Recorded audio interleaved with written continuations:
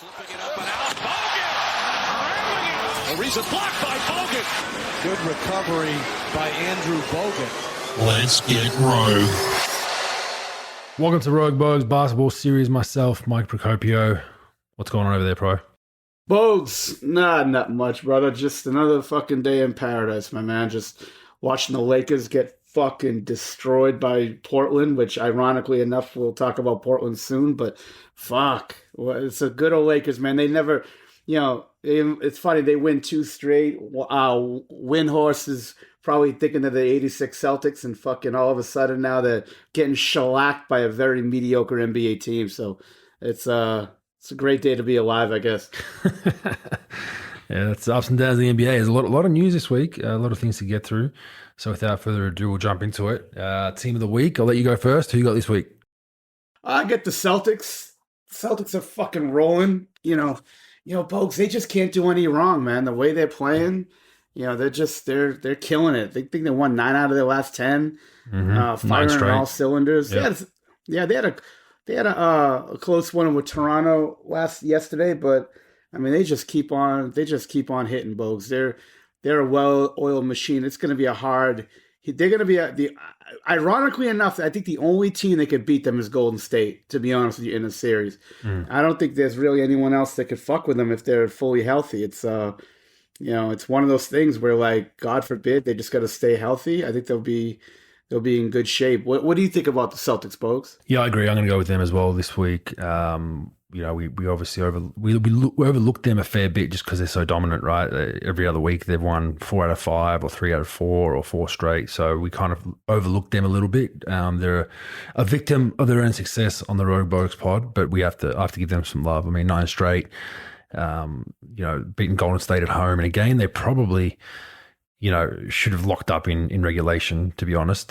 Some silly turnovers in regulation in that one. I think they were up 10 or something like that late, and then they squandered that lead and Golden State came back, give them credit, but they still managed to get the win. This week they beat Toronto, Golden State, and Charlotte twice. So, Charlotte are playing better as well, by the way. So they're not easy beats anymore. Yeah. They're definitely playing better basketball, and yeah, as you said, they've won 9 straight.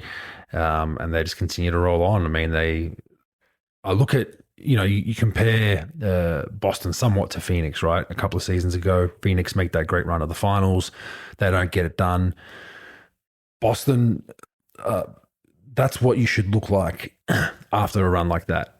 Boston have kind of showed like this, that they've really come back with even more vigor, like more intensity, like they're playing even better. Whereas Phoenix, we know, fell off and they look horrible right now. So, I'm really, really high on them. I think they got a really good chance. The only thing is, Pro, as you mentioned, Golden State, but the East is going to be tough to get out of. I think Boston's biggest battles are going to be out East, probably harder battles than potentially the finals, albeit maybe Golden State, right? So, Brooklyn aren't playing as well anymore, but KD will be back, so they'll be one of those teams that could steal a few games. Milwaukee Bucks, healthier, dangerous. Ingles is starting to find his form off the bench. They've got a good rotation. Philly are playing much better. They've snuck into second, 4.5 games behind first.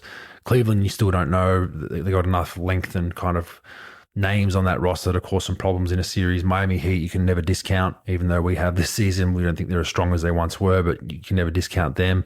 So you look at that's your top 6, 7, 8, 9, 10. You got New York, Atlanta, Indiana, Chicago, and then Toronto might be in there as well. You're not really too worried about those teams. Knicks might give it a little bit of a series, maybe steal a game or two, but those top 6 are tough, Pro. So I think Boston that championship merit's gonna be, if they get to the finals, they've gone through some tested battles to get there. So I like the Boston Celtics, and they're continuing to play good basketball. And you don't hear much about them off the court. You don't hear much. There's not much distraction since the off season and since the Udoka scandal. They've kind of just gone quietly below the radar for how good they are, and that's a really good sign for me that they're kind of not buying into anything else. But hey, we let one slip last season. We had a chance to win a championship and we squandered it by their belief. We're not going to do that again this season. So they've been really good. Bogues, like, not only that, like, their second unit's so good. Like, Brogdon's one of the better, more stable, guards coming off the bench in the league. Then you got, Derek White, Grant Williams, even Cornette, that goofy motherfucker trying to contest shots from 27 feet away when he jumps up and down like a fucking bunny rabbit. But like, no, they're a good team, man. Like they're just, like Tatum is finally sort of, I think he's maturing. Like I think I was really hard on him last year about playing no defense and things like that. And, I think he's matured. I think that playoff run last year really did it. And Al Horford's just sort of like, you think he's 97 fucking years old, Benjamin fucking Button, and this guy's continuing to do his thing. Marcus Smart, Jaylen Brown, even guys like Sam Hauser, they're just sort of getting it done. And, it's a fun team to watch, that they're doing some good things, no doubt it. No doubt. But is Gallo expected back this season? I haven't read. I mean, is he? Bogues, I follow him on Twitter, and he was just started running jogging, a little yeah, just started running, like right? a month Yeah, ago. I saw that. Yeah. I saw that. Yeah. Yeah, so I don't know. And to be honest with you, he might be able to play that Stojakovic role that Peja played for the Mavericks in 11 if they can get him late. But I don't know. I'm not a fucking doctor, so I have no idea. But He did it August 27th in the FIBA World Cup qualifier against Georgia. So the 27th of August. Joey made it back under a year. Ingles was back on the floor. I think was it 10 and a half months, somewhere around there. So by that schedule, he's still up against it. I mean, at best case, he comes back in June for a finals run. So probably not. If they play 4 straight 7-game series, maybe he might have a chance. Or for the finals, or there's a but, lockdown again, and there's a hub, and they delay the games till August. But yeah, no, I answered my own question. It does not look like it. I did see he was running, so I was like, oh, maybe he's closer than we think. But those ACLs, they definitely they take a while, and he's older as well, so I think that doesn't help him. All right, week. Yeah. You got. What do you got, Bogues, for the week team of the week? What's your deal? I'm going to go with the New York Knickerbockers. They're playing some good ball. Nice. Over the last month, they've been pretty good, but they've had an 0-4 week, so I've got to give it to them. They just and probably games that they need to win. They won 3 straight prior to this last week, albeit against Indiana, Washington, and Detroit. I think they lulled themselves to sleep winning those games. And they lost to Toronto by 2, Washington by 11, Atlanta by 15, and Toronto by 9 again. They got to go at least 2-2 on that split of 4, in my opinion, to really be a formidable playoff opponent, or to be able to get to a playoff series and make some noise. So they're still very inconsistent. They're playing better basketball. I know Knicks fans are a little frustrated with their inconsistency still. They're 25-23, 5-5 in their last 10. At home, they're not that good. 11-13, and they've done really well on the road. So yeah, they look like they were getting it together, but then it's still the same old Knicks. They're the Sacramento of the East, and they tease you for a week or two, and you think they're finally turning the corner, and everyone's buying in and they're defending and rebounding, and then all of a sudden that happens. So the Knicks will be my pick, pro. Bogues, it's a tough arena to play well in. It really is. It's a tough spot. I mean, it's one of the probably the most pressure packed, environments to play in a way, being in Madison Square Garden every night. And they just can't find that consistency. Look, they got a good coach. They got a solid player in Brunson. They, Randall, Barrett, even Quickly's good, but they just can't find. They can't. I think they just lost Mitchell Robinson. I think he fractured a thumb or something. I think so. Yeah, they lost him a couple of games ago. Yeah, so yeah, just tough, man. I mean, the roster isn't great. They did upgrade getting Brunson. I mean, he's putting up 22 and 6, and playing well. Barrett's been hurt. He just came back. Randall. I mean, for us, as much shit as we give Randall, 25 and 10. I mean, 24 and 10. It's pretty good, man. He's done well. Like, again, he's not a real number one for me, but I mean, he is putting up sort of all-star type numbers, and it'll be it's interesting. They just can't sort of get anything going, but it's too bad. But you know what? They just keep slinging around. If RJ Barrett can get better and sort of get healthy and stay healthy for a period of time, they can get some.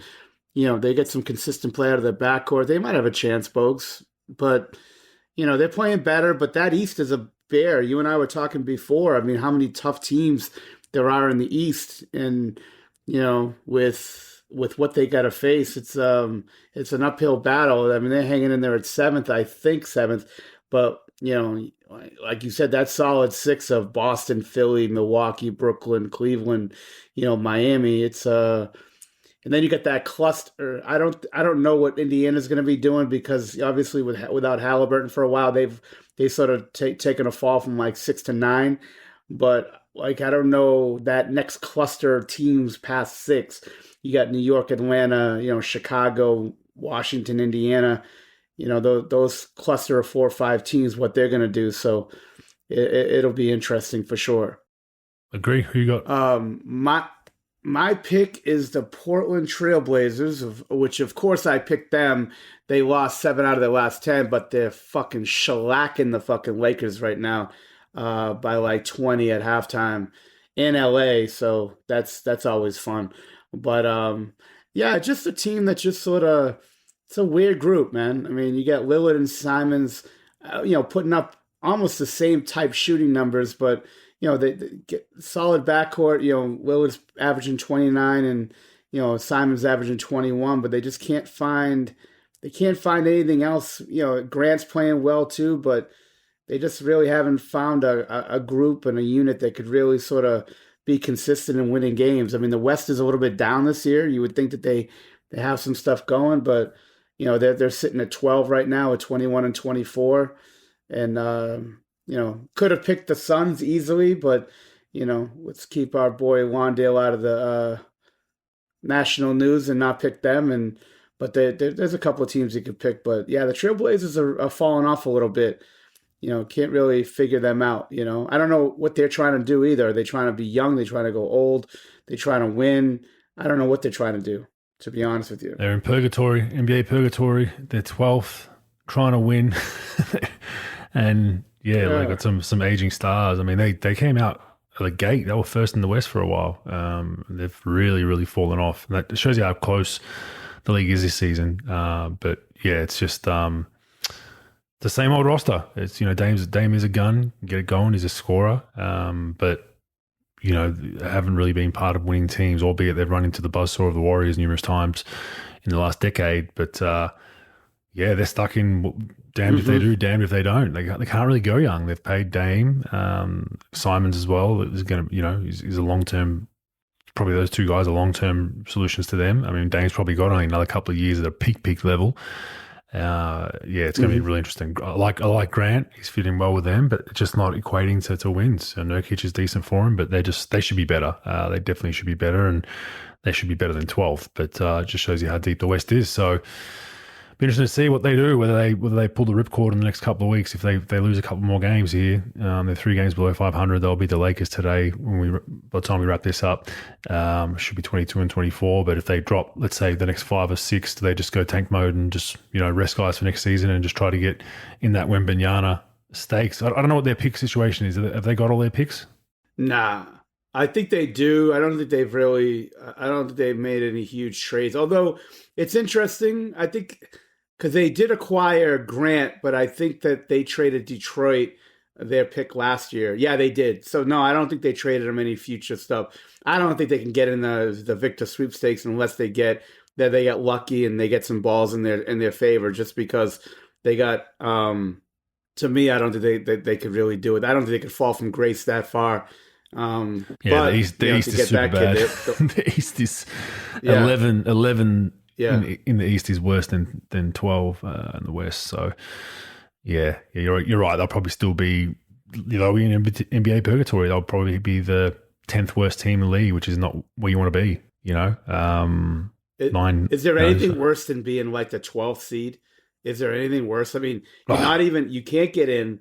You're not 15, so you don't really have a super chance for that first pick.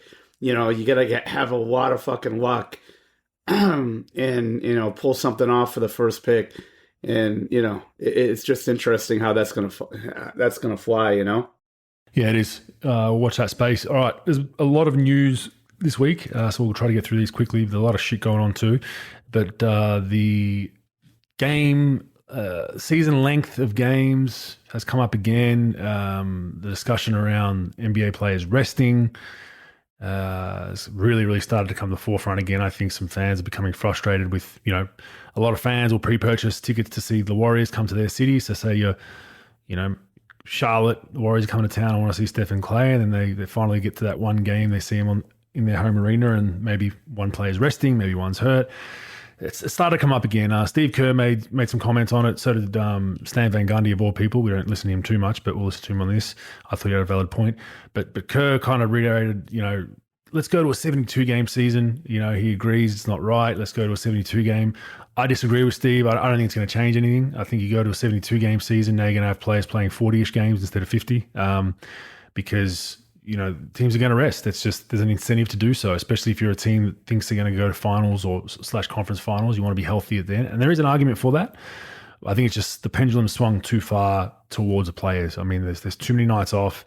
If you want salary for, 82 games, you got to get close to that. And my solution would be for all awards, you got to play. I think the magic number for 82 games would be 60, probably 65. That generally was what it was back in the. I know when I was in some running for awards, it was 65 games. I don't know if that's still around, Pro. Are you aware of that? 70. It's 70% on a lot of these awards. I think it's like 70%. Yeah, so 70%, but. It's tough. I mean, I don't know what the solution is, Pro. I don't know what your thoughts are, but the solution is everyone's got different ideas. I don't think lowering the game is going to matter because it's just going to get manipulated. And just real quick before we get onto that, I'll go through Stan Van Gundy's comments around it. He said 90s NBA teams had just one trainer and a strength coach, practiced more often and more hard, and played more back-to-backs. Teams now have a huge medical and performance staff, and they value rest over practice. Yet injuries and games missed are way up. And he was just asking what the hell's going on. And that's valid. That's a valid point. Back in the day, it was one trainer taping 12 guys and a bit of ice and probably too far the other way. There was a bit of kind of, I wouldn't call it malpractice, but there was a bit of like harden up and get out there, and guys were like playing on stuff they probably shouldn't have. And we all know, was it Kevin McHale, Bill Walton played on broken foot, broken ankle, all that kind of stuff. And now you see them these days and you're like, ooh, probably should have been a bit more smarter back then. But on the flip side now, the performance teams are just as big as the coaching staffs, and just as big as the film room and just as big as the front office and people out there. That's a business within itself. We talked last week about, the analytics teams now going to, 7, 8, 9, 10 people.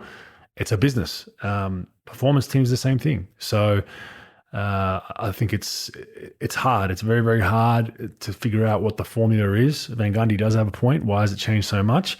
I think I saw Kevin McHale I don't know how all that interview was, but he was talking about, people that come to watch the games just had a full day work to come support you. So if you're healthy, I think you should try and play. That started rearing its head towards the end of my career where you just got random rest days where the coach would come to you and go, Carlo will just come to me and be like, we're not playing you tonight. Take the night off. And you're just like, all right, cool. But you're perfectly healthy. That started later in my career. Early on, it was sacrilege. You'd never, if someone, you're healthy, you're fine. Yeah, you're playing. So I think there's that balance. I think the rest nights are too much. But I think if you're hurt or coming back from rehab, it's a no-brainer to limit guys. You're going to play, instead of playing 15 games this month, we're going to play you in 10. That's I got no problem with that. That's smart. But if you're perfectly healthy and it's just a matter of, we're just going to give you a random off night, it sucks for the fans, Pro. Yeah, it's a big business. I mean, I think a couple of things on that, Bogues. I think that the makeup of the athlete that's coming into the league this year is these days are much worse off than they were 20, 30 years ago when, the heyday of playing hurt and all this stuff was happening in like the 80s, 90s and things. I think with all this AAU basketball, extra training that these players do and the wear and tear that these players have coming into the league is much higher, than what they dealt with. Like back then, there was no AAU. Guys played, they played maybe at the park or they played pickup or whatever, but it's not like it is today. Like kids average with their high school team and AAU teams, I want to say they probably average somewhere in the neighborhood of about 150 games a calendar year, and where kids, back in the day would play the 20 game, 25 game high school season or college season and then call it a day. I mean, these kids are playing 100 AAU games a year since they're like 10 years old now. I mean, the wear and tear, they don't know anything about nutrition. They don't really know, even though there's all this education about all this stuff, they don't take care of their bodies. You talk to trainers that like work with these NBA teams that test these kids for the pre-draft, and they say their joints are way behind, like way like older than they should be, back in the day. So I think people, just like analytics, though, they jump on this where like, hey, let's push all these like medical people through and, push them through the door. And everybody thinks they need 100 guys and they want to keep up with the Joneses, where the Celtics got 12 guys and I'm the Knicks, I need 15 guys. The Knicks got 15 guys, then, oh shit, I'm the Bucks, we need 18 guys. And it just keeps on going up and up and up. And there's massage therapists and trainers and strength trainers, and literally you need two planes to fly to games now. It's crazy, but I don't know. I think the athlete is different. But you think about back in the day, like they flew commercial, they didn't fly private. They've got all these staff members that they didn't have back then. And yeah, there were injuries back then too, don't get me wrong, but it seems like all this rest and things like this isn't really doing much. The numbers are probably almost about the same with injuries, maybe even more. And, I don't know. It's an interesting deal, but let's be honest, folks, nobody gives a fuck about the regular season. Everybody's geared up for the playoffs, and it's sad, but that's just what it is. If they played 82, 52, 22, they'll find a way to rest, and they'll still miss 30% of their games, 20% of their games, and you can't put incentives in it where like you got to play this amount of games or you miss salary, because then there'll be lawsuits and they forced me to play and I got hurt, or this and that. So you can never really get around it. You can't put monetary value on it. You can't put incentives in contracts. It just is what it is. You got to deal with this rest. That's what it is. I don't think it's going away. I think the only thing you could do, Bogues, is maybe like put buys to the top two teams in the playoffs, and even put in more incentives like to be a top two seed in your conference. Maybe it will entice some people to play. But I just don't think a lot of NBA, I'm not saying it's like 80%, but I think there's a big percentage of the league that don't give a fuck about winning, losing, or anything anyway. They just take the rest day, So what are your final thoughts on that, Bogues? Like all the stuff that I just piled out of my fucking fat mouth. Exactly that. There's always going to be, if you go to 50 games, someone's going to manipulate it. It's just the unfortunate reality of it. You look at what baseball does, and got pitchers are pitching every third game in the regular season. I don't know. You want more games because it's more money for the players. It's more money for TV rights. TV want more production, and I don't know. I just think there needs to be some sort of guideline that they put out and say to clubs like, hey, like, maybe if your team's starting, 5 hasn't played it, I don't know, a formula of some sort where like at the end of the season, you lose some of your revenue, shared revenue, right?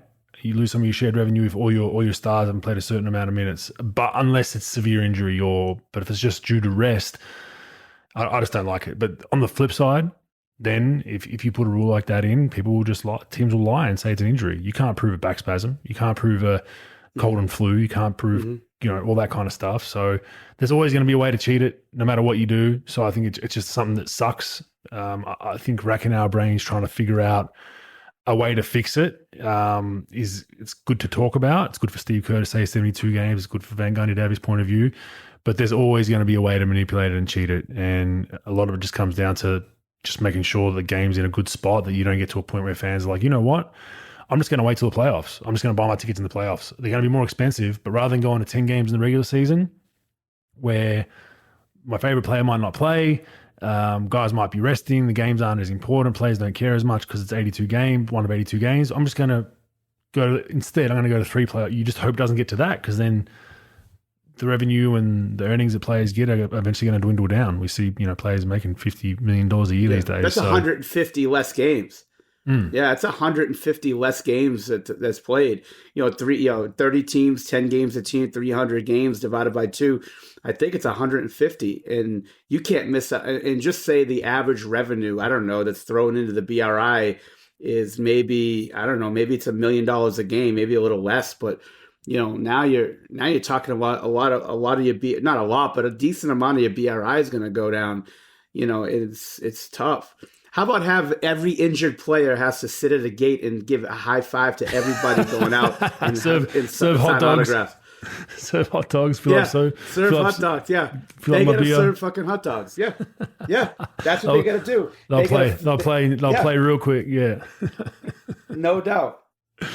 No doubt. Yeah, I don't know. I mean, look, players do a lot of community events, but yeah, I mean, there's got to be some sort of balance. It just needs to be a balance where it's not this one-sided. Like with everything, you need balance, and you go one-sided, right? On either side of the coin, it sucks for both sides. And like I've said on record, as a former player, I thought the league was very league-sided under David Stern. It was iron fist, and I think now it's flipped the other way. It's very pro. It's too pro player, and we'll give you what you want. We're sorry, blah blah blah. So you got to have a balance. You got to be in the middle somewhere, and we'll see where that space goes. But until the consumer talks with their money, not much will change, bro. So until we see, I mean, some of these small markets do struggle for crowds sometimes, but until we see people not showing up and they do a survey with the fans and say, why are you coming? Well, because stars are resting. Then maybe something will change. But until the money's not talking, no one's going to be walking. So that's just your standard your business practice, bro. Yeah, I agree with that, Bogues.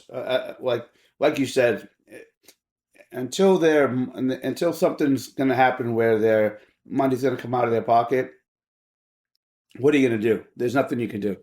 So, just got to move on and just keep dealing with it. Look, there's a certain amount of the fan base is pissed off right now, but at the end of the day, they don't really give a fuck. Like half the people that go to these games, they just want to take selfies, talk shit to players, and they get mad for a second. And yeah, like a lot of blue collar people that have to save their money to afford to go to games, and Kawhi Leonard doesn't play or this guy doesn't play, but I mean, the average fan isn't like the average fan 20 years ago. They're not really into the game. They're not purist fans. They want to hang out. They want to get fucked up, have a few drinks, and take some pictures. I think there are diehards left. Don't get me wrong, but I don't know. I have no idea. I don't think you're gonna really fix this problem. It's just something you're gonna have to deal with. I like the autograph fucking idea. I think Adam Silver should take it up and fucking pay me a copyright on that shit. They'll go down real well. See, Kawhi's just sitting there. Kawhi's sitting there with his big ass mitts. Everybody's giving a high five, going out on turnstile 6. On the east corridor. Yeah, we won't hold our breath for that one, bro. That's for sure. But moving on, reports that Luka Doncic has demanded changes pre the trade deadline, pro, coming from your neck of the woods in Dallas. And there's also links to Luka to Miami has started to swirl a little bit, obviously potentially in free agency down the line. I guess there's been a lot of talk about the roster they have around Luka, that it's not good enough. It's kind of taken away his prime years, albeit he's in his early 20s. He's got a lot of time. But yeah, interesting that this has reared its ugly head, obviously, through maybe Luka's people or someone's people, that he wants to see the Mavs make some trades. That's going to mean that Cuban's going to have to probably eat some salary, and maybe even knock on that luxury tax a bit more, and try to put some players around Luka where he can actually go out there to compete. We've spoken about it at length. It feels like if Luka doesn't have 30, 40, 10 and 5 a night, they're not winning games. And it's very, very evident that's true. They can rarely win a game without him having a prime night. Whenever he has one of those nights where he's 5 for 20 or whatever, they just don't win those games. So what are you hearing out there?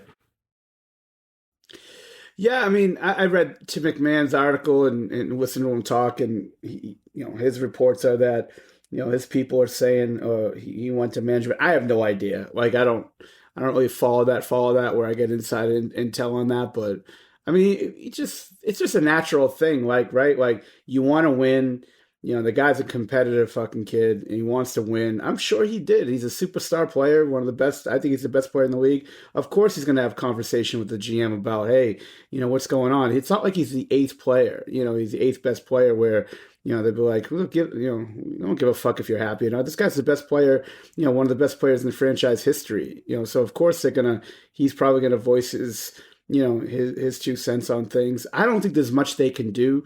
They don't really have a lot of assets that they could really trade off. They're gonna get all these players back.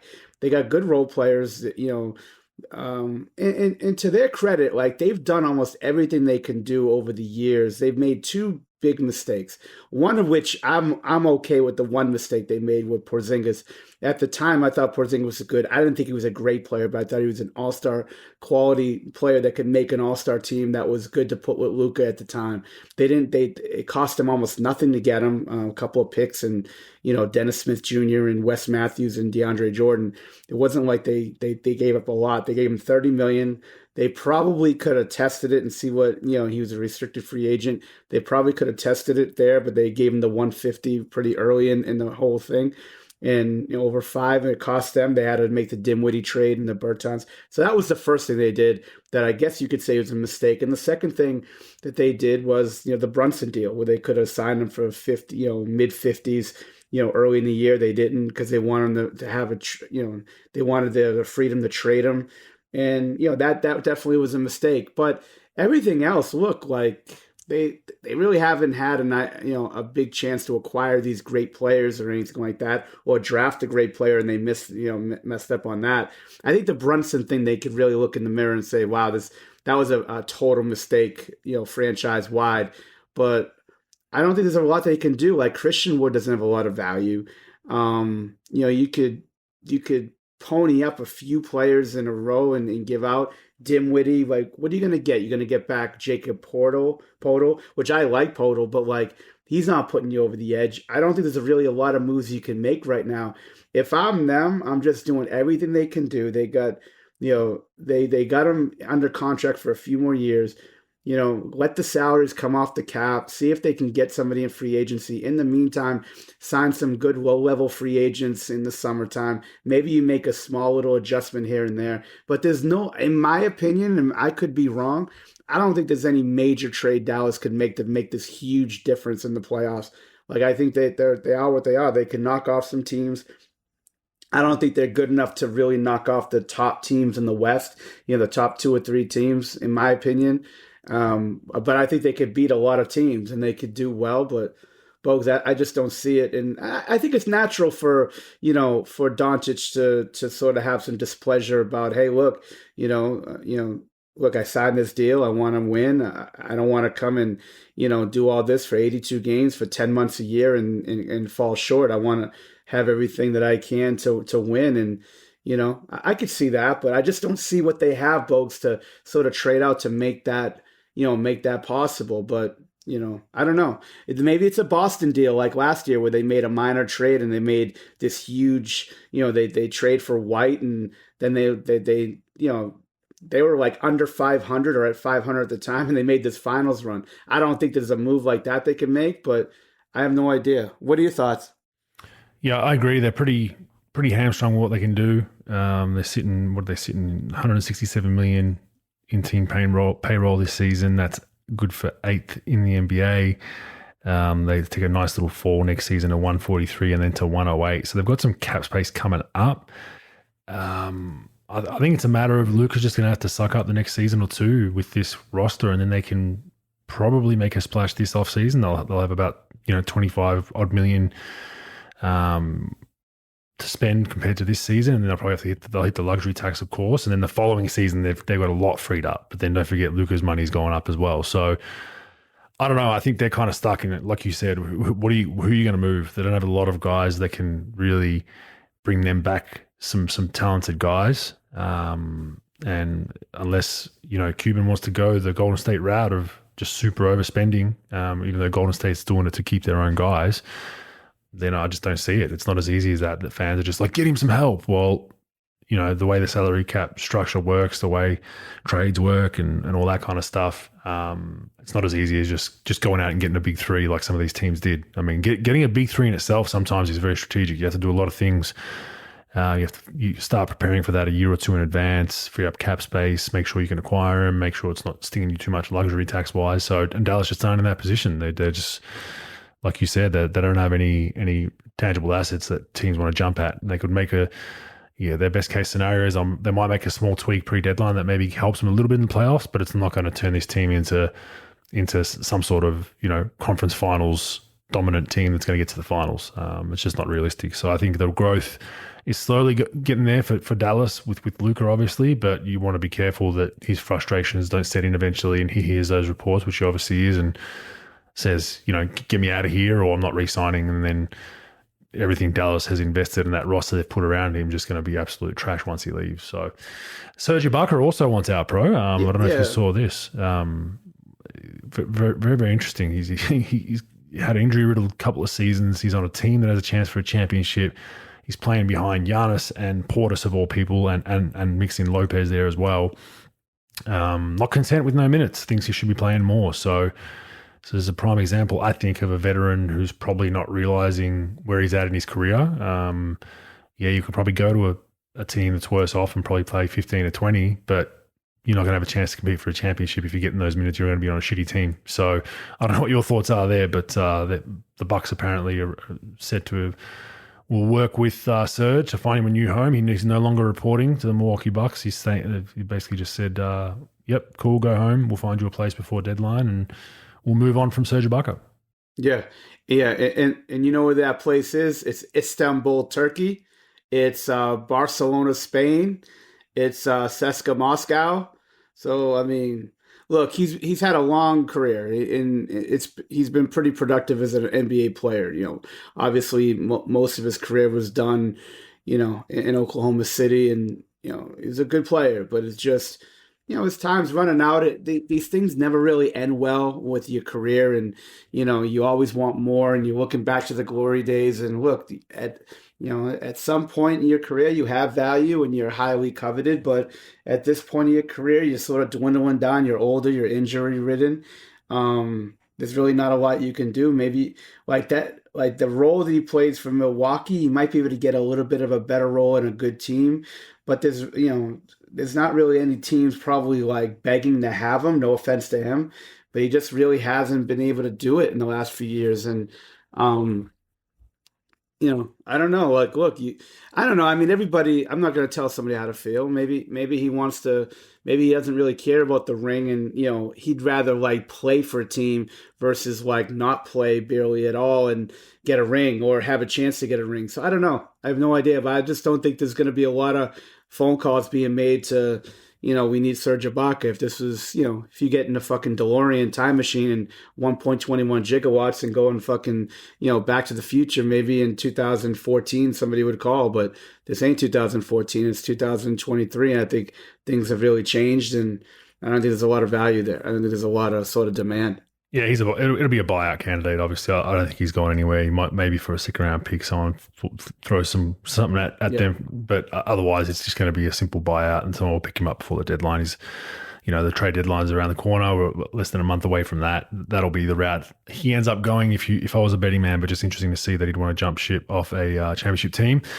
What happened with the Grizzlies and the Lakers pro Shannon Sharpe? So Shannon Sharpe's a media personality there in the US, a talk show host, right? With and got into it with a few of the Grizzlies players. I read a quick report, but I didn't really follow it too much. Back and forth with Desmond Bain, was it, or Dylan Brooks? Sorry, Dylan Brooks went back at him, and it was Dylan Brooks. It was Dylan. It was Brooks, and it was weird, man. Like, I watched the game. It was right before halftime, and then I didn't really know about it. I think Woj maybe retweeted something, and sort of watching that, and then Sharpe went at him, and then John Morant's dad went at Sharpe, and then Steven Adams came over to Sharpe, and like it was funny as hell. Some fucking security guard from fucking Memphis. If you watch it, like there's like 4 people trying to hold Steven Adams back, and it was like, it's like fucking.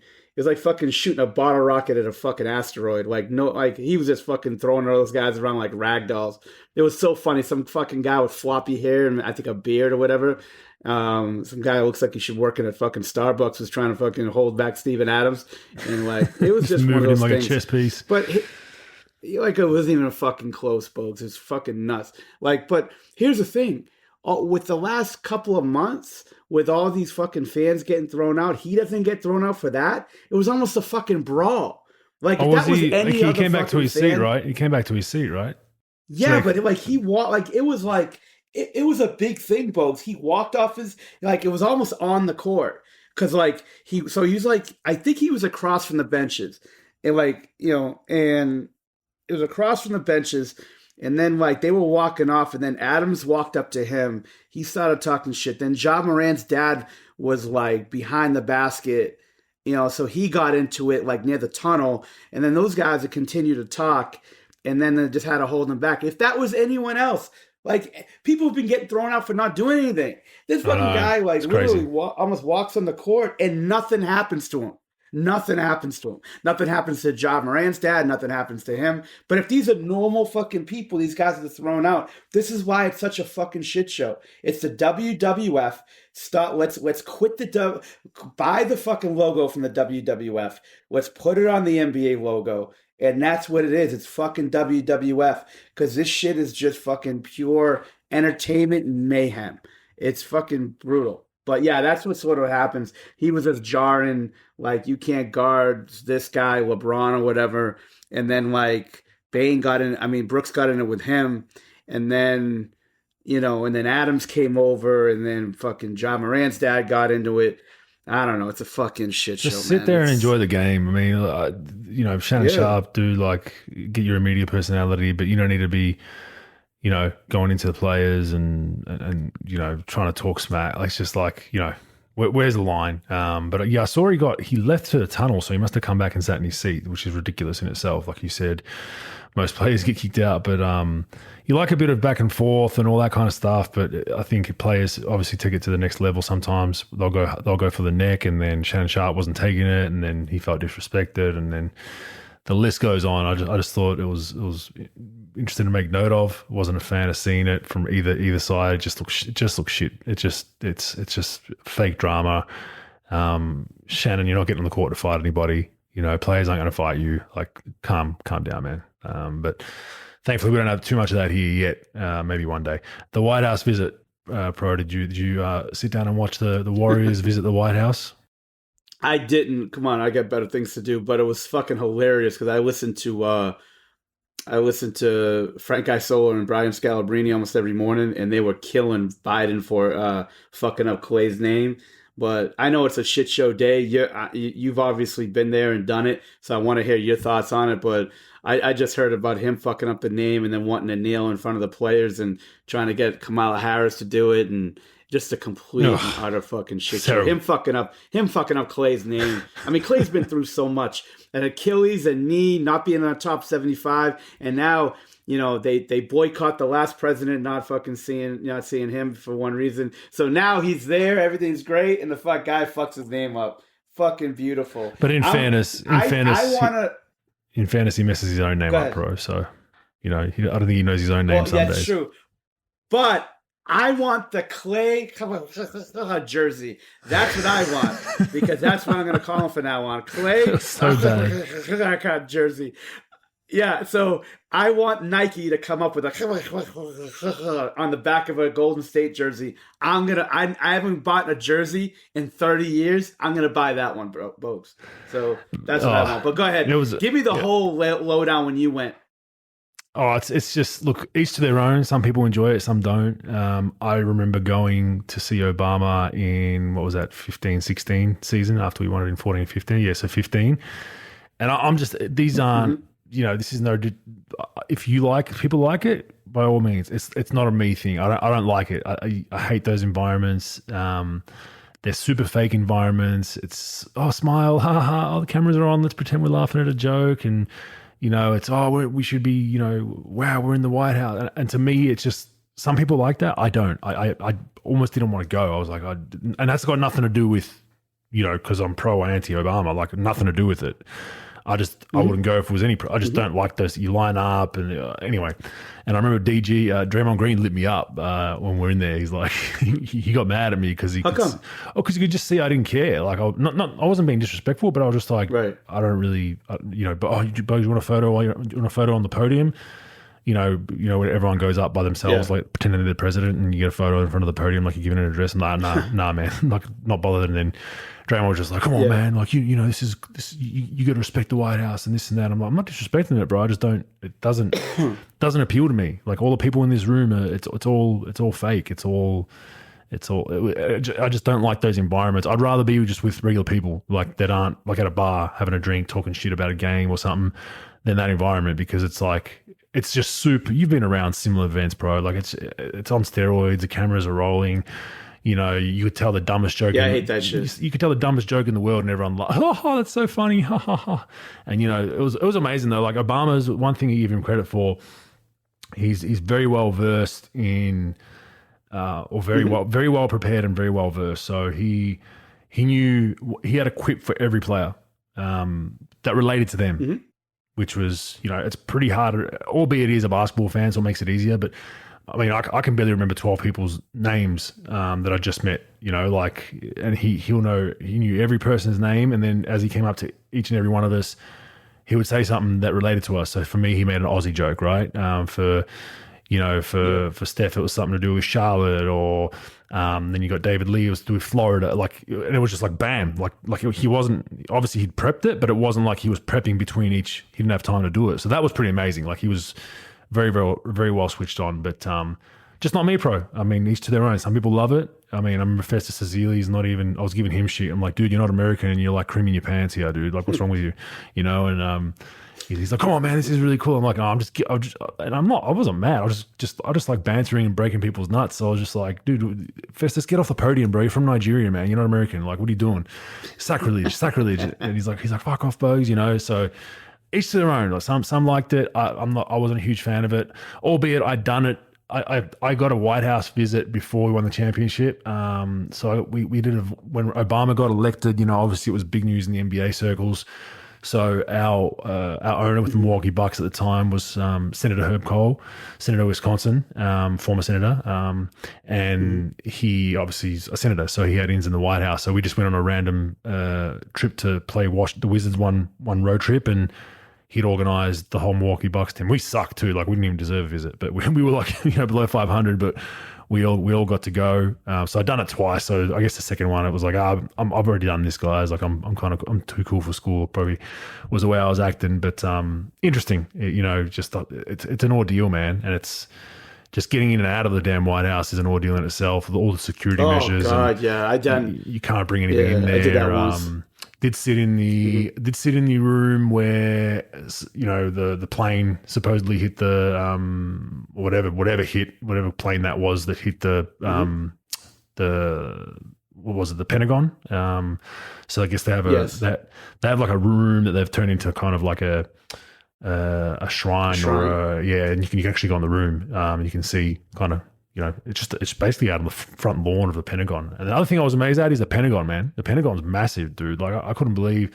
So the Pentagon has its own postal code, zip code. It's got like, it's like a massive, like huge, shopping center mall type feel with office. Like it's just, you don't realize how big it is, man. So that was interesting. But yeah, I've done it. Wouldn't want to do it again. Not my thing, pro. But the Biden one definitely it's a comedy routine. I would have went if I would have went. I definitely would have tried to make a little quip to Biden about something, just to try to go a little bit of banter at him, and maybe I would have mumbled something to see if he understood mumble language or something. But each to their own. It was definitely interesting. For those who haven't seen it, I don't recommend you watch it because it's same old, smiles, kissing babies, all that kind of stuff. But messing up Clay's name was definitely all time. All right, we're going to finish with a bang, pro. So this has been spoken about heavily all over social media probably last week. It's been an issue that's been spoken about over the last couple of years, but a video finally came out, and It's regarding kids behaving badly, pro. So it's a third grade team.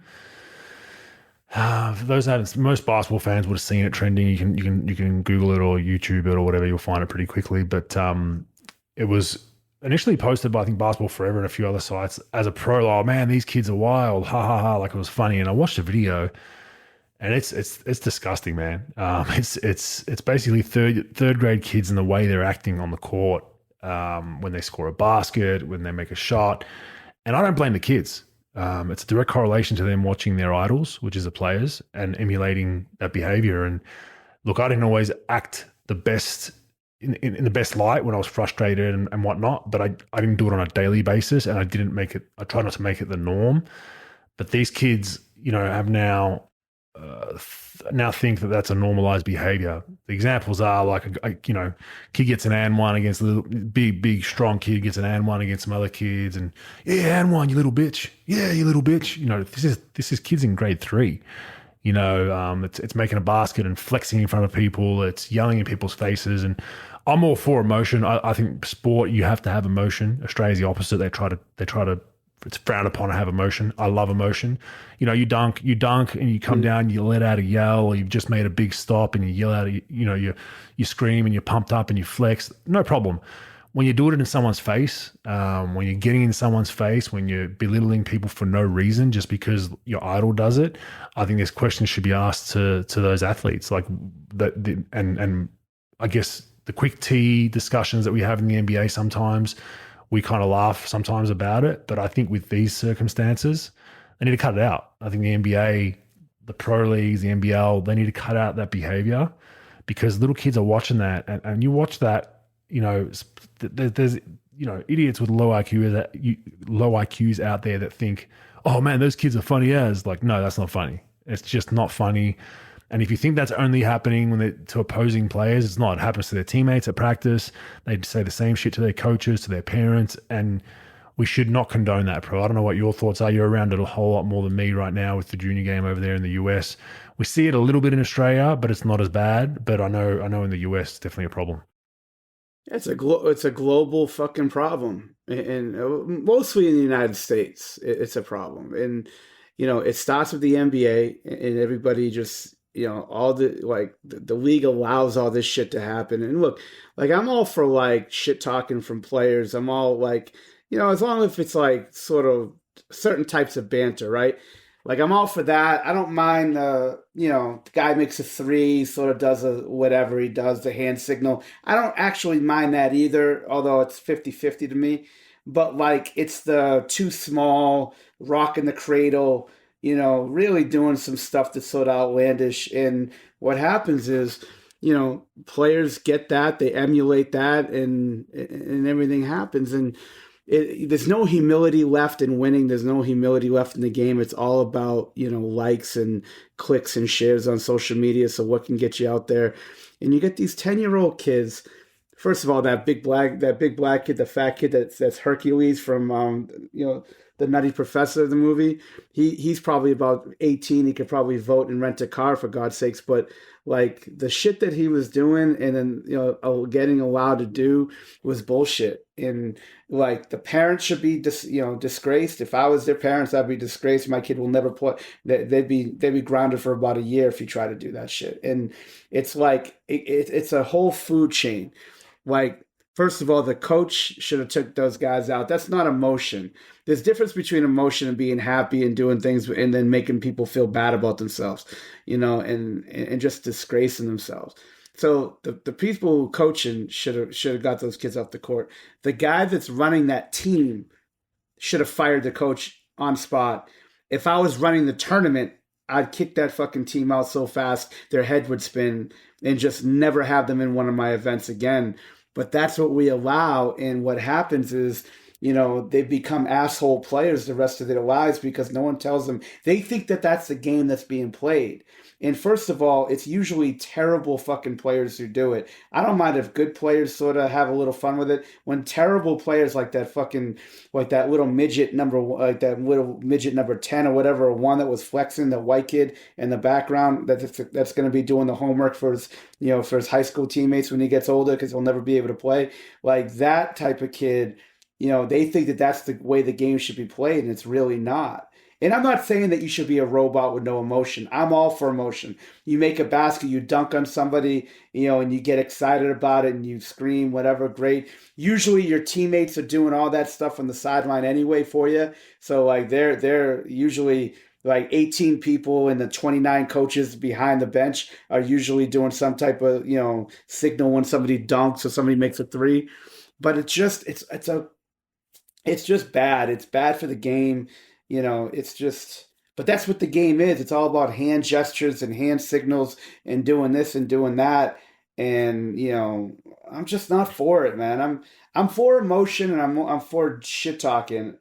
But like a lot of this other stuff has to be cut out. And it starts with the NBA because the NBA, the kids are going to go whatever the NBA guys are doing, whatever they're wearing, however they're acting, however they treat referees, coaches, things that they do on the court, they're going to emulate from, start to finish. And we just got to do something about it. Like I said, I don't think we should be robots, but like I think it's bad behavior. I think parents and like who's the adult in the room? Like who's finally going to say, nah, that's not a good look. What are you doing? But nobody holds the line, Bogues. They think it's funny, haha. They'll share it on social media. Everybody loves it. Oh, it's emotion. Because everybody sort of has a different feeling about this. There's people like me who hate it. There's people out there that love it. Oh, it's emotion. You guys are just trying to take the fun of the game. That's not fucking fun. That's not fun. That's disgusting. It's just bad. The problem is, bro, how do you, as a coach or a parent, how do you go to that kid and say, hey, what you're doing is wrong, when he says, well, player X in the NBA is doing it, he's my idol, or this player is doing it. True. And that's the problem. So it's got to start from, it has to start from the top, man. Like, and it's, as players, you hate hearing that you have, you're a role model, the old Charles Barkley. I'm not a role model, but you are. These kids, they look up to you. That's why we've got kids shooting half court shots, because they love Steph Curry. They want to be Steph Curry, so they're trying to shoot half court shots before they even master a layup, right? So you're like, how do you fix it? It starts at the top. I don't blame the kids, man. The kids only, when I see badly behaved kids, even at my kid's school or sport or whatever, I look at the parent straight away. 9 times out of 10, that's your problem. It starts with the parent, and obviously you can't put it all on the players and say, you're raising kids. No, it's not that extreme. It starts with the parents, number one. So what you're condoning and allowing as a parent is what you're condoning and allowing as a parent. But also, parents need to say, hey, what this athlete's doing, that's not right.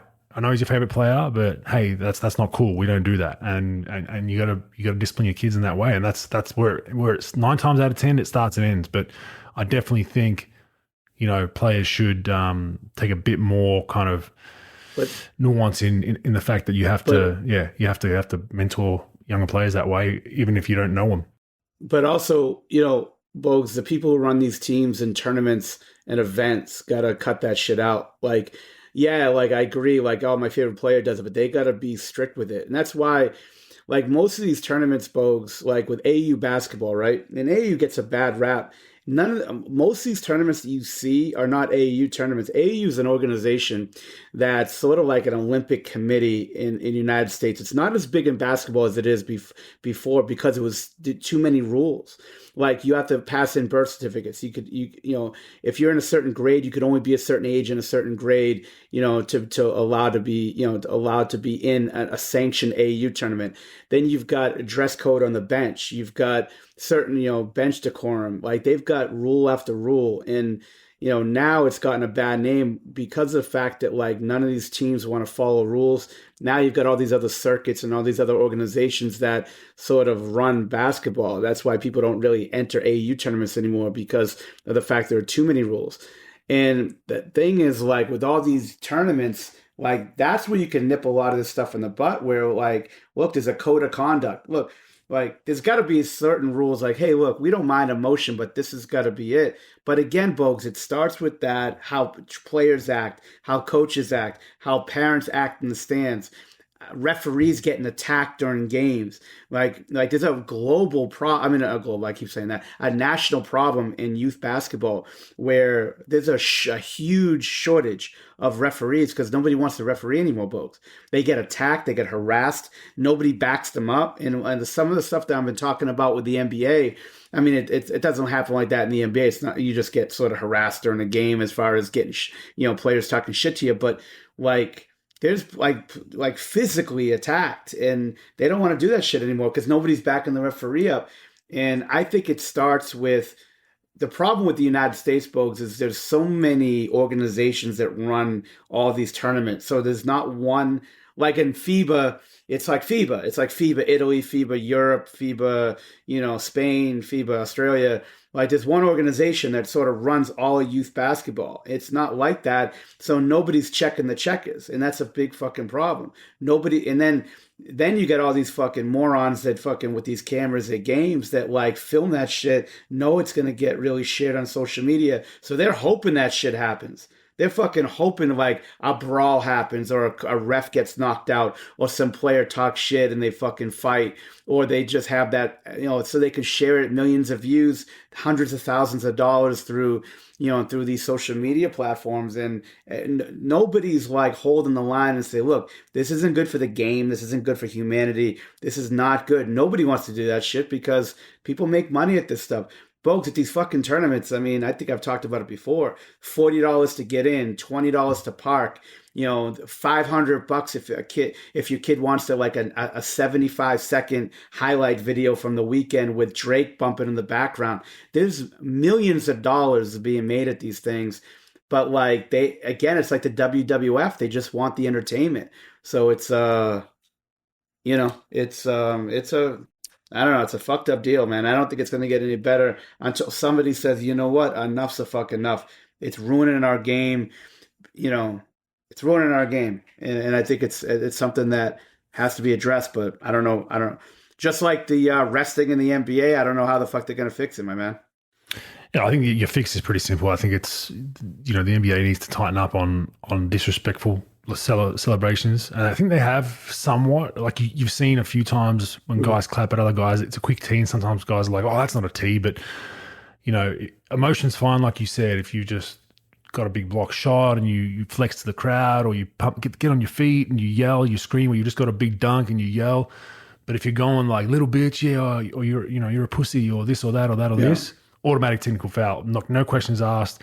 Give that a T. Make it known publicly that they do their referees report. Make it known publicly. Do a little bit of a PR blitz around when that kind of stuff happens. Not picking on players, but hey, we're stamping this out of our game. It needs to get stamped out of high school and junior basketball, and I think you'll see a change. But interested to hear parents. I know a lot of our listeners are in Australia. We've got some in the US as well. On what you feel like is going on in junior sports, what you see. Are we right?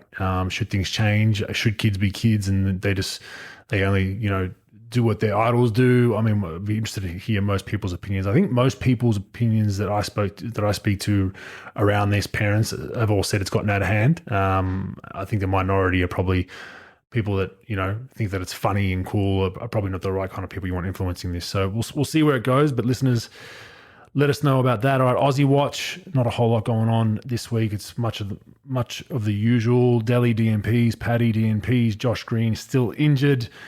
Dyson Daniels had a solid week, 4.5 points, 5 rebounds, 4.2 rebounds, and 1.25 steals. Good week for him. Jock had probably one of the best weeks of his career. 7.6 points, 5.6 rebounds in 15 minutes a night. He's started to really solidify around about that 15-minute mark a night. 10 and 10. Yeah, which is great to see. He had 10 and 10 a couple of nights ago, so a real good week for him.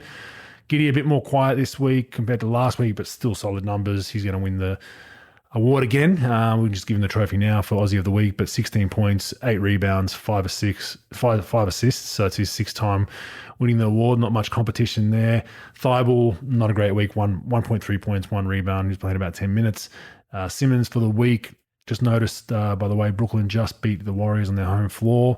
Simmons is not playing late games. They don't not have him in the game for the last 4 or 5 minutes. So that's interesting. Free throw issue and whatnot, and the confidence, and they made their run without him on the floor. Simmons had 7.5 points, 6.5 rebounds, 8.25 assists per game with 1.75 steals. So good numbers but they're going to need a bit more for him. Joe Ingles had his best week since returning from injury. 11.5 points, 4.5 rebounds, 5 assists per game, 4 for 5 for 3 from the week. And Jack White DMPs with a little bit of a garbage time, which put up no stats pro. So that's the Aussies, but we can just give the award to Josh Giddey. He's going to continue to dominate with those numbers. Ben was really the only guy that I thought would have a chance to steal a few of those on a weekly basis when you consider, how much minutes the Aussies on this list get. But looks like he's not even in the running for it anymore. But yeah, all the rest of them doing pretty well. On to the NBL. The Kings, bad weekend, pro. 0-2. Perth Wildcats, absolute buzzsaw. The Kings ran into in Perth on Friday night. Credit to the Perth Wildcats. They've had some ups and downs this season. They're starting to find some form. They just were fantastic from the three, shot the ball really well, moved the ball really well, and Kings fought back in the third, took the lead, and then the Wildcats were too much. And then the tough trip back to Sydney on the Saturday, cross-country flight from Perth, early game Sunday. They lose that one to New Zealand in a tough game, tied game with about 30 seconds left, and Brantley banks a three-pointer from the top of the three to put them in the lead by 3, and they held on for that win, so credit to them as well. Adelaide look like they're done. The big overspend team of the NBL season is overcooked. They're overdone. So they look like they're not going to make it unless something drastic happens, results fall their way. They're pretty much out. Melbourne United are on a hot streak. They've surged into a chance to steal that 6th spot. So I'm interested to see how that goes. Them, Southeast Melbourne Phoenix, all in the running. Tasmania, all in there. The NBL Pro, this has been, I'm not a fan of this. I heavily disagree with this, and I know a lot of people do, some don't, but they've scrapped the NBL Rookie of the Year award. They've renamed it to the Next Generation Award, and it the criteria is basically anyone can win that award up until the age 25. I guess their theory is that there's not a whole lot of rookies coming into the league on a yearly basis to warrant having an award for it. They also have the NBL Next Stars program, which they heavily promote, so this coincides with that. But all players under the age of 25, pro, at April 30 of the year of the conclusion of the relevant season are eligible to win. I believe this also includes, I think it can be imports as well. Rising Australian, New Zealand players, returning college players, next stars, high-level imports, and exciting development players. So they're all eligible for this award. So theoretically, you get a young star in the league at 21, they can win that award 4 years in a row, pro. I don't know what your thoughts are on it, but I'm not a fan because it also takes away history of the game. It's a category that's historic. It's been in the league since inception, just like the NBA. So just scrap it now for a little bit of a marketing edge for that next stars program. Not a fan of it, but that's just my opinion on it, pro. It's a weird deal, Bogues. I mean, rookie, you would just think rookie, right? Like first year instead of, I don't know. I mean, what do you think was behind? What do you think was behind that, Bogues? Well, I think the Next Stars program. As far as I think they got the Next Stars program. That's that program where they can the league helps fund a contract for a guy that's got potential to be drafted, kind of like what LaMelo Ball did, and they'll put whatever team they go to, they help split the salary, and then there's a buyout figure, blah blah blah. That's called the Next Stars program. It's been it was pretty good early on, and it's kind of fizzled out a little bit. And I think that this is a big kind of push to keep that going. And next Stars, Next Gen Award. I mean, I'm not a fan of it. Like I said, I don't care if there's 3 rookies; they should be competing for Rookie of the Year. It's a historic award. Andrew, I think Andrew Gaze. I mean, everyone's been on that trophy historically in the NBL. Some big names have been on that trophy. It should continue. But just have a separate category. Have another. If you want to introduce the Next Gen Award, introduce it as a separate award. Don't have it take away from the Rookie Award. And yeah, not a huge fan of it, but. The league make the call, and they're the big bosses. So we'll see how the award goes. I know it's received mixed reviews from a lot of people. Some people employed by the NBL obviously promoted it and said it was a good thing, but some coaches that I've spoken to, even some assistant coaches, even some former players weren't too happy about it. So we'll watch that space. And just a small bit of news: the Bachelor, Felix Van Hoff, sorry. He's a huge fan of the Sydney Kings, myself, and whatnot. He was on the show The Bachelor here, pro. He was an NBL media personality, did a lot of some of the commentary and the talk shows. He disappeared, pro. So just letting everyone know. If anyone's seen Mr. Von Hoff after his interesting run there on The Bachelor a couple of weeks ago. As some questionable things he did, but looks like the NBL's trying to steer away from him pro. So I think it's a great decision. What did he do, Bogues? He was on the show called The Bachelor, and just some inappropriateness on that show. First off, I mean, I think anyone that goes on, no offense to my friends that are on reality TV, but you go on a show like The Bachelor or Big Brother, I think you should automatically be suspended from your current employment, in my opinion. No doubt. I think you should just put a line through your name. You go do your reality thing, but anything you do in a professional capacity, we're not going to do. And it looks like the NBL has done that. So it'd be interesting to see whether he comes back or not. But yeah, he was very, very heavily promoted early on in the NBL season, and a lot of people were questioning why. And it was tied in because he was on The Bachelor, which is a show on free-to-air national TV in Australia. And after a week of that, and people seeing kind of how he conducted himself, I don't think it was a good image for a family-friendly product like the NBL Pro. So we'll see where that ends up. But interesting times with the reality TV. All right, Dabble is betting meets social media. On Dabble, you can follow your friends and mates, talk to experts or trending tipsters, much like myself. I'm not too much of an expert, but I trend every now and then. Scroll through trending bets, copy them all in one tap. Really, really easy. You don't have to sit there for 20 minutes trying to copy someone else's multi. You can just straight copy it to your account. Most importantly, you can follow me, Andrew Bogut, all one word, on Dabble. Go on, download the app. Have a dabble socially, must gamble responsibly. You must gamble responsibly. All right, stats, useful, useless, pro. Go through these ones real quick. I've got a fair bit this week. Most field goal attempts in January. Who would you have as number one, pro? It is just for January. Number one, I was going to guess Luka, but I don't know. Luka's in there. Luka's in there at 22.9, but LeBron James, he's getting them up. 25 field goal attempts in January. So he's going for that Kareem Award. Klay Thompson, number two. Klay Thompson, number two, was interesting. He's in there. You made Klay. Yeah. And Jalen Brunson's in there as well. But useful, useless, pro. Useless, but, I don't know. I mean, I guess you could jack shots up in a month and just get lucky or whatever, especially if you're in that top 5 or top 6 and you just sort of catapult up. Yeah, I don't put a lot of merit behind it, but yeah, he's definitely chasing that fucking thing, man. He's definitely thirsty for that thing. Yeah, so I think it's useless. I agree, it's useless, and I think the only reason why I brought it up was because it's just showing LeBron is going to try to salvage something out of this season. It's not going to probably be a playoff berth. If it is, it's going to be a one and done play-in. No. He'll get that scoring title. So, but otherwise, a useless stat. Whenever you go split stats up into months, it makes it kind of useless. All right, next one. Nuggets this season.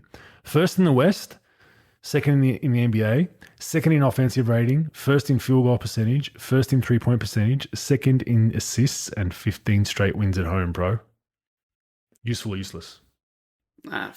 That's pretty useful, man. This is dominating across the board. And, I mean, they're dominating the West, of course, and it's a little weaker than the East for sure. But, I mean, they've earned it, and they played well. They played well all year. And, yeah, I think it's pretty useful. I mean, all those stats reflect the fact that they're wet in the West, and they're doing really well. What do you think, Bogues? I think it was useful until I realized that just now the OKC Thunder beat the Nuggets in Denver. So there goes their 15 straight home wins, but it's still useless. But it's still useful. Sorry, it's still useful. So no longer 15. It's 15 straight wins and over. They're back to 0. But definitely they're having a hell of a year.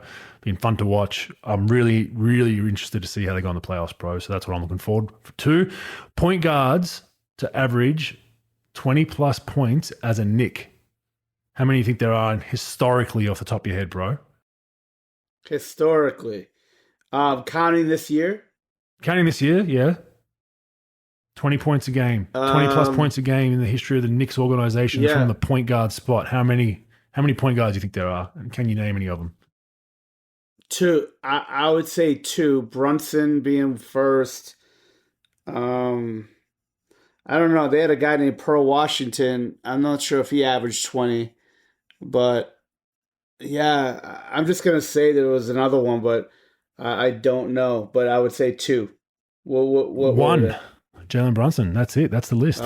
He's the highest scoring Knicks point guard ever, PPG, in the regular seasons to this point. So, useful, useless. It's pretty useful to me. I mean, the fact that only one guy has done it. Of course, we're in that society these days of he's the first, he's the first, he's the first. But I think it's a pretty damn good accomplishment that you average 20 points a game as a point guard. You're the only person to do that. So, I mean, in the grand scheme of things, it doesn't mean a hell of a lot, especially if you're not winning and you're not, solidified in the playoffs or whatever. But being the only one in franchise history to do that, and it's not an obscure stat like, the only guy to score 20 on a Thursday with one shoe on, on this bullshit that you see on fucking media sites all the time. So it's a legitimate thing. I think it's legitimate. I think it's good. I say it's useful. What do you say, Bogues? Yeah, I think it's useful. I don't know if it's as much as promoting Jalen Brunson's talents or the fact that Knicks never really had a scoring point guard, albeit they did play in the 80s, scoring 80-odd points a game a lot in the 80s and 90s. That was their grind-out style under Pat Riley. So, but pretty useful. I mean, Brunson's having a hell of a year, so I like that one. All right, opponents who call isolation plays on OG Anunoby are shooting 21% from the field, pro. Useful or useless? I think it's pretty useful. I mean, the guy's regarded as one of the top 4 or 5 defenders, probably the top 3 or 2 or 3 defenders in the league. I would say that it's pretty useful. I mean, the guy's, like I said, it just sort of tells the story. It finalizes the story that the guy's one of the best defenders in the league. So I think that it's a pretty useful stat. And I could see if it was like, I don't know, if it's some obscure guy, if it's like Kelly Oubre, that's shooting 21%, I said that's fucking pretty useless. But that guy could really guard. He's one of the best steals guy in the league. I would think it's pretty useful, to be honest. Yeah, useful for sure. Don't call an ISO on that guy. You're going 1 for 5. So I assume a lot of times, you're stuck late in a shot clock. He's switched on to as a ball handler, and you're just praying you can get it to the rim. So good on him. Very, very interesting stat. One more Nuggets one. Nuggets currently have a 118.1 offensive rating. That would be, pro, the greatest in NBA history. Useful or useless? Use fucking less. That's the 9th team in the last 18 months that I heard had the best team. And I have to listen to jerk-offs every fucking day talk about this bullshit about this team has the best offense in the history of the NBA. Best offense in the history of the NBA. Every fucking week, there's a new team with new fucking top of all time, offense of all time. It's totally fucking bullshit, Bogues. I don't give a fuck. Give me the 1989 Clippers who won about 4 games. I'd rather them watching them play fucking offense because every week it's fucking some new team. No, fuck that, Bogues. I'm not bailing that bullshit. Fuck that. It's useless. All right. Not a fan of offensive rating. I think it's no. As far as offensive ratings, I think I'm in the middle because offenses continue to go up, usage goes up. Fast-paced offenses, more scoring, more shot attempts, where there's no point comparing this to NBA history because in the 60s, 70s, and 80s, like we said, the games were played in the 80s and 90s. Like it was grind-out games for the most part. Then they tweaked the rules. Then they had the 90s, which was like guys getting clotheslined in the 80s. So I don't think the history thing matters. I think the number itself is impressive. You just say in current time, they've got a dominating number offensive rating, but as far as NBA history, that doesn't really factor in. So I'm going to go useless on that one. Last one. This is from you, Pro. The Nets have the worst offensive rating. Your offensive rating again. You gave me this one. The Nets have the worst offensive rating in the NBA since the Kevin Durant injury. Useful or useless? Oh, it's going to be interesting. It's pretty useful. I mean, in the sense that so Kevin you're pro offensive rating now. You're pro offensive rating. One sure. Stat later. Do you see what I'm dealing with, people? Look at this guy. No, fuck out of here. I don't mind when you give me a stat like that, but when the best offense in the history of the NBA changes by the week, then you're like, give me a fucking break. Well, so does the Nets performance. Rating. The Nets performance changes week by week. Without fucking question. So you're saying fact. Without question. But sorry, you're saying useful. Yeah, useful. No, for sure. That one was useful. Because I'm just tired of it, Bogues. Come up with a stat that doesn't it's like the Chamberlain's 100-point game getting broken every week. Like, what are you doing? But Yeah, no, fuck that. I'd say that's useful. It just sort of tells you how valuable and how fucking elite that guy is as a player, that he carries a team. And that's the difference. And it's got nothing to do with Kyrie, right? It's got nothing to do with Kyrie. It's the difference between putting up numbers in the NBA and having the ability to carry a fucking team on your back. Big difference influential between numbers. the two. Yeah, And influential numbers. yeah, Productive for sure. numbers. And KD's, you can have the worst offensive possession in the world and you throw it to him with 7 seconds left on the shot clock and he makes your offense look good. So it's a huge luxury to have. You can have the worst set, bobble the ball, goes to half court, pick it up, throw it to KD, and it's like net contested long two after you cross someone over at 7 foot tall. Like it's the best offense in the world. Yeah. But I think it's useful to tell us how bad the Nets really are without KD. I mean, Kyrie's playing better now, 38 today against the Warriors in a big win. But they need KD healthy, and hopefully sooner than later. They said less than a month, so he should be back in the next couple of weeks. Fact or fake news? And let's hit the road. Bogues, Shaq came out and said that Dwight Howard is not a Hall of Famer. Fact or fake news? Your belief that he will not be he will not be a Hall of Famer, is that fact or fake news? Well, I think fake news. I think he is a Hall of Famer.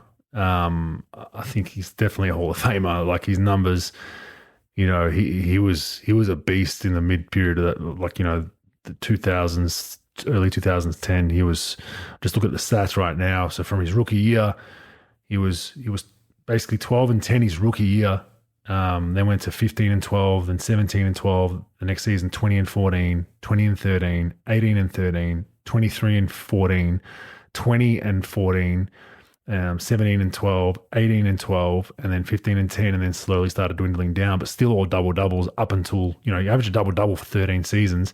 And on top of that, he's blocking 2 to 3 shots a night. So those numbers speak for themselves. He got a championship, albeit he wasn't the main presence in the championship with the Lakers. He was 7-7 a night, but still got his championship. He's ticked all the boxes in my opinion. I think Shaq and him, Shaq's going to say, well, I can say who's Hall of Fame because I am. Fair enough. But I just think they've had that petty little beef, for I don't even know what started it, about Dwight calling himself Superman. Shaq said he was a real Superman. All that kind of bullshit I think plays into it. But I think Shaq's wrong on this one. I think Dwight's numbers, they speak for themselves. Those numbers, still over a career. Let's not forget the last 3-4 seasons, he was a glorified role player, playing 15 minutes, not getting many touches. His career numbers still finish at just under 16 points, just under 12 rebounds, and just under 2 blocks a night. Over the course of from 2004 to 2021, that's impressive. Yeah, Bogues, you're talking about a guy that was like 5 times all first team All NBA. You're talking about a guy that was, I think he was all defense like 4 times. He could have been multiple defensive player of the year 3 straight years. Mm-hmm. So, and he was the best player on a championship finalist team that lost to the Lakers in 2009. Especially with the Hall of Fame, first of all, you let Chris Webber in the Hall of Fame. If you let Chris Webber in the Hall of Fame, and again, it sort of fucks your whole voting process up, because if you're going to let him in, Tracy McGrady got in, not that, T-Mac didn't have a spectacular career, but like, if you're going to let those guys in, you compare Dwight Howard to those guys, you're going to be like, wait a minute, like Dwight, like those are pretty big time numbers. And the guy went to a final, again, carrying a team to the finals. I think they had Vince Carter at the time still, and they had, they had a couple other guys that were pretty good, JJ Redick, and, but he was clearly the best player on a championship level type team, and he dominated the league. He definitely should be in the Hall of Fame, especially, like I said, like T-Mac and Webber the last couple of years, and Ben Wallace got in too. Nothing to do with Ben Wallace. I know he won a championship and all, but like this guy's career offensively and defensively, what he did, he terrorized the NBA. I think he should be in. You could say all you want about like his, competitiveness and all this other stuff, but I think all in all, I think he's definitely a Hall of Famer. By the way, did you see Shaq Did you see Shaq, folks? He came out. He was on some show, and he had a white piece of paper on his face. And the lady, he would not come out unless the lady announced him as Dark Nowitzki. I thought that was the that funniest old? shit I've Was ever that seen. old though? That was old though, right? Was that old? Oh, that was old. It was just on social media that day. I never heard I know, about no, it. I saw the same But, video because Dirk was training. I saw the same video. He said he wanted to be announced me as Dark Nowitzki. Dark Nowitzki. That was great. I've never heard that one. That was pretty That was good. hilarious. I saw the same Yeah. video. I think it's an older one. I might be wrong, but I thought it was an older one. But I assume it was after like Dirk had a good game. Probably called himself that. But that was hilarious. But I had a great Shaq story, by the way. So my boy who listens to the show, Scott Shanarian, he was an intern with the Celtics. He was like a video guy, and this is when Shaq was on Boston his last year. So there was last game in the regular season playing the Knicks. So they were all in the locker room during the game watching. Well, my guys like logging the games or whatever. So I guess like KG was hurt, he wasn't playing, so he was in the back there too, and he was using his chair to like use it for his like coding or whatever. And he goes, KG, he's like, "Do you want the seat, KG?" And my guy Scott said it. He goes, No, you good, you could use it. Well, Shaq sat down to bust my guy's balls. So my guy's a fucking comedian like me. It's one of those like hydraulic chairs, so like without Shaq knowing, he fucking like pressed a button, and Shaq thought he was having a heart attack or something, and he like almost fell off the chair. So like Shaq gets up, takes my guy, and basically fucking flips him. And fucking flipped like he was pissed. Like flipped my guy, computer went up, everything went out, and he just fucking left for the rest of the time. So my boy almost fucking got his ass kicked. It probably would have owned half of fucking Shaq's fortune if he would have got hurt, but unfortunately he didn't get hurt by that. But I thought that was a pretty good story. But anyway, that was number one. Number two, did you fact or fake news? You saw that Joel Embiid went out and said that like you literally just can't post up regularly and win in the NBA in today's game, and basically like it's not the '80s anymore. You can't do it. Do you believe the fact that you can't post up these days and consistently win? Would you say it's fact or fake news? I think it's fake news. I think Embiid maybe meaning that volume. Yes, I mean you can't be the old Memphis Grizzlies with Zebo and Gasol where you just punch it inside the whole night, or even Dwight Howard in that Magic days with those numbers we just ran off. Dwight needs 40 post touches a night. Like, no, that I agree with, but I think there's still spots where you can, if you've come out of the gate and you're shooting 3 for 15 from three, like I wouldn't mind a post touch. I wouldn't mind, and you don't have to throw it to the post to score. Like you throw it to the post sometimes to flatten the defense out, get them off us a little bit, flatten them out, and then maybe go uphill dribble handoff. The Warriors do a really good job of posting Kevon Looney and Draymond Green. Not to score, they run split cuts off it that are actually aggressive split cuts to get to the hoop. So I think there's still a spot for post ups. Let's not forget Luka Doncic. A lot of his stuff is post ups. A lot of his stuff off the block post ups. It's elbow extended post. They're essentially 18-foot post ups. So yeah, has it gone to a place where you're 7 foot, we're getting you a bunch of touches? That's not happening anymore. We know that. But I think to say no post ups, you can't win with any post ups. No, I think there's still a time and a place, and I think in playoff series and in finals where the 3-point line dries up, you're going to need to stem the bleeding a little bit. I think post ups are very, very useful. So I would say fake news to that. I don't believe that. Yeah. The way it was phrased, I would say fact, as far as like you can't just go, like you said, like go down like they used to do it to Ewing and Olajuwon and David Robinson and Duncan, like just feed the post, feed the post, feed the post, feed the post. I do believe that you can't win. I think you can't win if you're just consistently going down there 20 plus times to one player. That I don't believe. Now, I do believe, I've talked about it many times in the podcast, like, you're the first big down, and then you got to cross match a smaller player. They switch 1 to 5 pick and roll, and then you just post up the guard. So I do believe that you can't win by just posting up. I do, with Luka, as much as he does post up, he does have majority of his possessions are pick and roll, ISO, and things like that. So I do think that the game has changed to the fact that, I don't think you can post up consistently at a high volume like they used to and win. Although I'm a huge fan of posting up, especially against switching and things like that. So I say fact if you're just gonna if you're just gonna say it like that, in my opinion. Yep, fair enough. Last thing, Bogues. I don't even know if you want to talk about it or not, but or answer it or think it's a good topic for fact or fake news. Did you hear about DeJounte Murray this past week on Up in Smoke podcast with Steven Jackson and Matt Barnes talking about the San Antonio Spurs? No, I didn't see it. All right. So you know what? We're gonna save it for next week. Our question for next week. So it's one of our questions. I want you to do some homework. He starts talking major shit about the San Antonio Spurs, about how they handled his development, how they handled him as a player, head games and things like that. I saw an excerpt of he was talking bad about Tony Parker. I saw that. Was that interview? Yeah, that whole deal. I saw that part. I didn't see the rest of it. I didn't see the rest of it. But fill our listeners in, so they're not waiting for a week. Why don't you just tell us what was said, and then I'll give you an answer. Well, basically, how they just played head games with him. They stopped his development. They were just like, a lot of it was sort of just a topic of like him trying to read their mind and what they were thinking about how they were trying to hold him down. Basically, here's one of the quotes. It was a roller coaster. I used to go home mad. I had my uncle living with me, and I used to go home mad just from the understanding, like, where we come from, you won't understand and what they're putting you through. I'd come to the arena and they're like, "You're not dressing up today." I don't even got a sports jacket.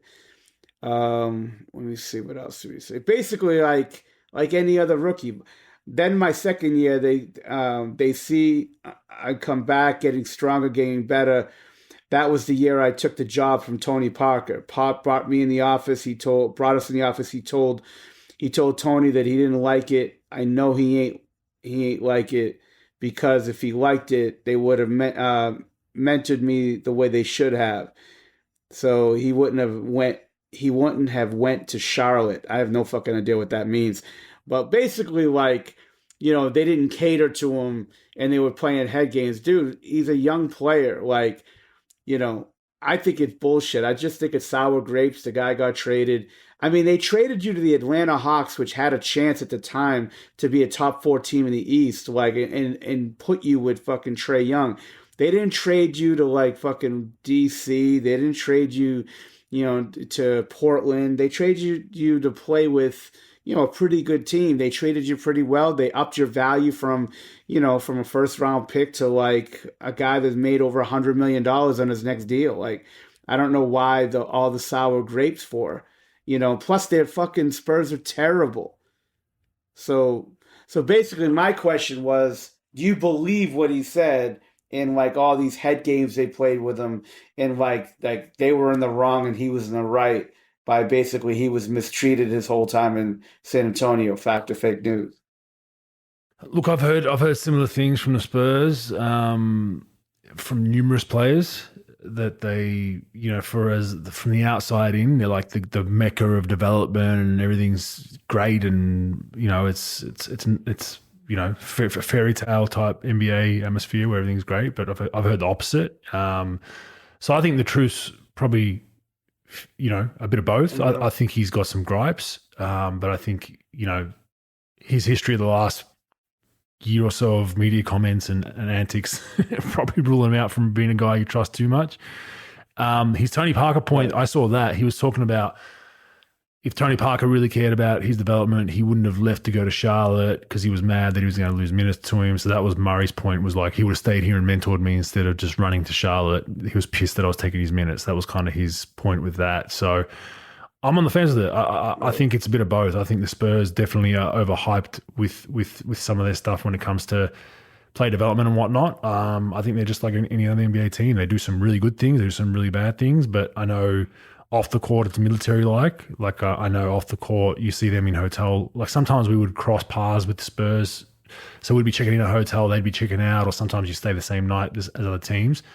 And they're military, like you see their staff, their assistant, they're all just stone faced, like scared if they have any bit of personality, Pop's going to jump out of a closet and abuse them. Like, it's just like crazy, man. Like, it's like, honestly, it's like a whole different. And then you see our team, like under, when I was with the Warriors under Kerr, it's like happy go lucky, talking shit, laughing, smiling, making noise. You know what I mean? So I think Murray's got a point there, but on the flip side, it's the NBA, it's every team. Like, I think he's just to go on there and not give the Spurs a right to reply is probably not fair neither. So I'm on the fence with this one, bro. Yeah, I totally understand. I think it is a little bit of sour grapes that maybe he wanted to get his ass kissed a little bit more. He wanted to be the focal point. And let's just be honest, like most young players coming into this league, he came into it a weird time. Like Parker was leaving, Ginobili, Parker, those guys were sort of on the way out. I don't know if Duncan was still there or not, but like all this stuff was happening, and they're trying to like do the right thing by like move those guys on. Like you can't just be this guy that that everybody caters to. It's just sort of the league isn't really run like that. Like some. You're not really portrayed as a player like that. Like you have to develop into it, and not every player is going to be like LeBron James, and they basically like they wait on you hand and foot. It's a little bit different, the way they run things. And look, I think what made San Antonio so good, in development is Pop sort of stayed out of it. Chip England ran it, and he was allowed to run it. And I think most coaches in the NBA doesn't allow that much leeway to one coach to run their development. The staffs are way too big. Everybody's got to step on somebody's toes or go behind someone's back. I think San Antonio does a really good job at just sort of doing that. I don't think there's any, like when I got to Dallas, everybody was asking me, because I just sort of have my foot in player development and my ear to the grindstone with it. Oh, what's the secret sauce of San Antonio? And I would tell them, and they'd be disenchanted. I said, there's no fucking secret sauce. They know what they're doing. They're pretty good. And the fucking head coach stays out of the fucking way. And nobody fucks with them. And nobody micromanages. Like, hey, look, this guy got to get better at this, this, and this. And then Chip England goes, okay, let's do it. And he's got a staff. It's one voice. He does it. Nobody fucks with him. And I'm sorry, but 28, 27 other NBA teams don't do it that way. Because everybody's fucking medals and stuff like that. That's just sort of how it was. And, look, DeJounte Murray was the 29th fucking pick in the draft. All right, 29th pick in the draft. And not many 29th picks in the draft, like sort of develop into like just, hey, give you the keys to the castle and just roll with it. So like you got to work your way in. It takes time. You got to play in multiple summer leagues. You got to develop. You got to go to the D League. And then plus you're on this veteran team that had some success. So it's like, what do you expect? You're not on like, you're not on this like cellar dweller team. You're not on the Houston Rockets. You're not on the Charlotte Hornets. You're not on the fucking Orlando Magic. Like you're a team that's, maybe could win a round in the playoffs. It happens. So I just don't understand the whole like, I feel betrayed here. Like, yeah, they probably fuck with you a little bit. Pop's sort of like into that, and they're sort of like CIA-ish and all that, J. Edgar Hoover-ish, and they'll fuck with your head. But like, what are you going to do? It ends up fucking working out in the best. I mean, you're making some pretty good money last time I checked. Like you could bitch and complain about it, but you're making $16.5 million this year, and you're making $17.7 next year. You're averaging 21-5, which means you're going to get about $30 million a year on your next deal. Like, I think the world's not really, I don't think anybody has any conspiracy theory against you. So I would say like you, I'm closer to the middle, but I would say it's probably more 60-40 that he's full of shit. But that's just me. I wasn't there, so good luck to him. So all that being said, I would say it's that it's fake news, but that's just me. Fair enough. And by the way, the Lakers just came back and won. I don't know if you saw that. Oof. Nah, I was talking to you. They're up by 20. Portland up by 24 something at halftime. And the Lakers stormed back. Curse a pro. Yep. And Beverly was there's a nice little video online you can find. He was tapping on his watch, referencing Dame time at the end of the game. Oh god, he's classic. But yeah, pretty good comeback for the Lakers after we just shut them for the last hour. But all good. All right, we'll see you next week. Thanks everyone for joining us at Hoop Consultants for Pro on Instagram and Twitter and Facebook, hopefully, and Rogue Bugs everywhere else. And we'll see you next week. All right, see you guys later. Andrew Bogut. Let's get rogue.